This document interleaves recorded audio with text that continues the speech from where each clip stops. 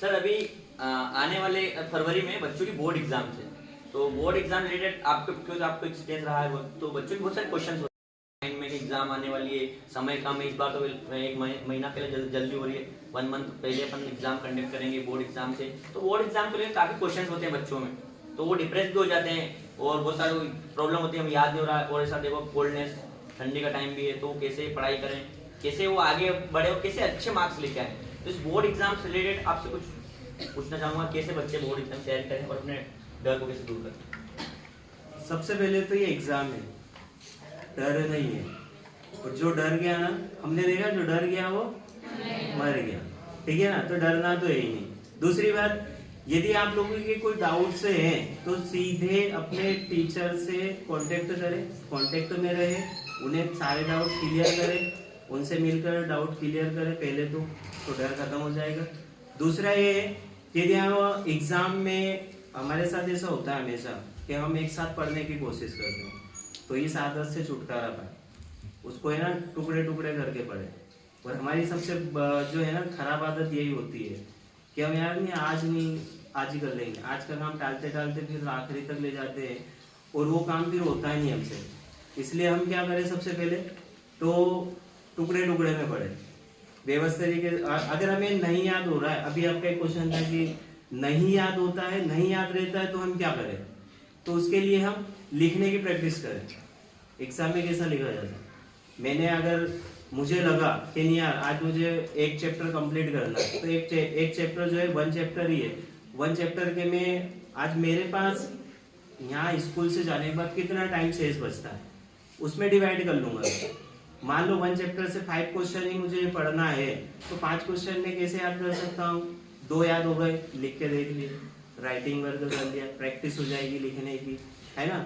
तो ये चीजें भी हम करें, खुद से करें। अगर मान लो ऐसा है कि नहीं मेरे घर में कोई पढ़ा लिखा नहीं है वगैरह, तो क्या करूं, मुझे कौन हिंट दे, तो मैं आपको बता रहा हूँ, सीधा सा है।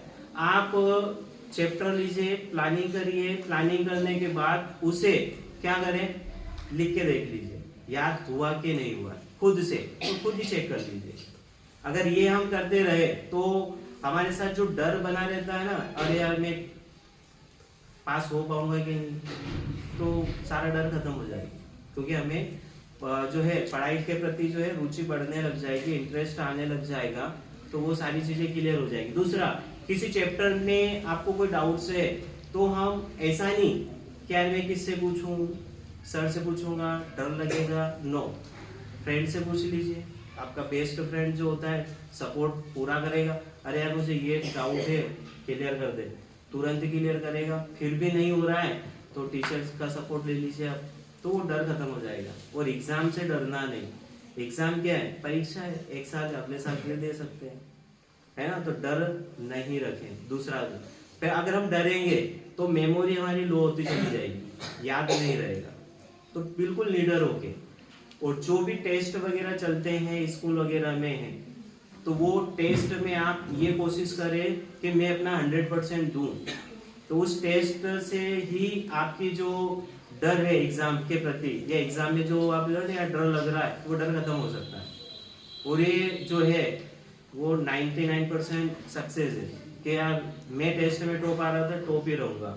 तो टेस्ट में आप वो चीजें एग्जाम वाली प्रैक्टिस कर सकते हैं, लिखने की प्रैक्टिस कर सकते हैं।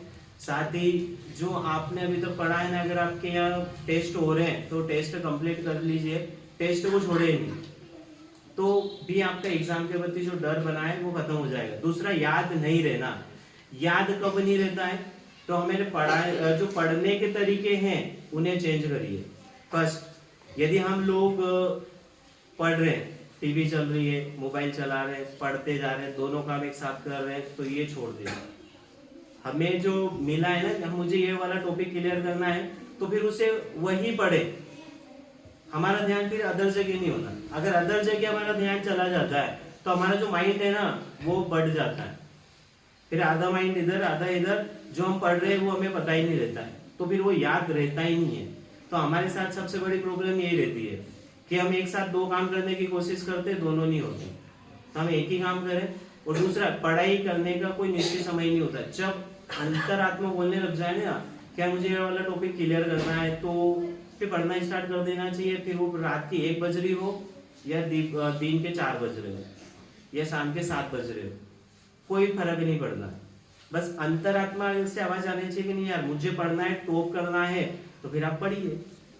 फिर ये नहीं है कि किसी का फोर्स आएगा, पापा बोलेंगे कि नहीं अब पढ़ना ही है, टीचर ने बोला ये तो कंप्लीट करके ही आना है मुझे, तो वो वाला डर भी खत्म हो जाएगा। जब अंदर से अंतरात्मा बोलने लग जाएगी ना आप लोगों की, तो फिर ये सारा डर खत्म हो जाएगा।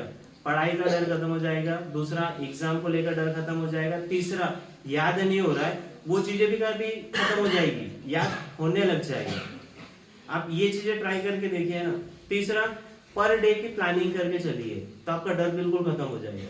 पर डे आज मुझे क्या करना है, कागज पर बनाइए, लिखिए उसे अच्छी तरीके से, जो जो कंप्लीट हो जाता है उस पर राइट लगाते जाइए, तो भी आप 99% सक्सेस हो जाओगे टॉप आने में और टॉपर बनने में। टॉपर कोई ऐसा नहीं होता है कि वो अलग से ही जन्म लेता है, आप लोगों के बीच में आपका ही दोस्त होता है।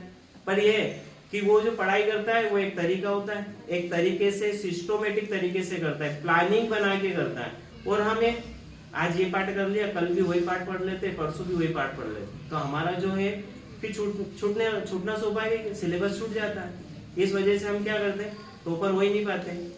और तीसरा, टॉपर की एक निशानी होती पता है, सिंपल से एक निशानी होती, वो सारे काम मैनेज करके चलता है, प्लानिंग के साथ चलता है। तीसरा, लिखने की प्रैक्टिस काफी करता है, लिखने की प्रैक्टिस काफी करता है। एक शायद 17-18 की बैच में एक स्टूडेंट था, और क्या नाम उसका, लोकेंद्र सिंह करके, वो उसका यही क्वेश्चन रहता है, सर याद नहीं रहता है, पढ़ता खूब याद नहीं रहता है। तो फिर उसने खुद से टीचर का सपोर्ट लिया, थोड़ा सा टीचर के साथ थोड़ा सा फ्रेंडली, क्योंकि हम लोग डरते हैं टीचर के प्रति, टीचर से कोई क्वेश्चन पूछने में डर लगता है, तो वो हटा दीजिए डर, टीचर से बिल्कुल फ्रेंडली व्यवहार करके क्वेश्चन पूछिए, सर ये वाला टॉपिक मुझे जो है डाउट में है, क्लियर नहीं हो रहा है। फिर आप डाउट क्लियर हो जाएगी तो आपको डर खत्म होने लग जाएगा। फिर तीसरी, डाउट क्लियर हो गई है तो फिर प्रैक्टिस करिएगा लिखने की, रिवीजन करने की। आप जब तक रिवीजन नहीं करेंगे तो ये सारी चीजें आपके साथ बनी रहेगी, ठीक है ना। तो लोकेंद्र सिंह का मैं इसलिए बता रहा हूँ क्योंकि देखा जाए ना तो वो शायद हो सकता है कि बहुत ज्यादा प्रैक्टिस करने के बाद ही वो टॉपर बना, क्योंकि वो हर एक चीज को लिख के देखता है। क्वेश्चन है याद हो गया, एक बार लिख लूं।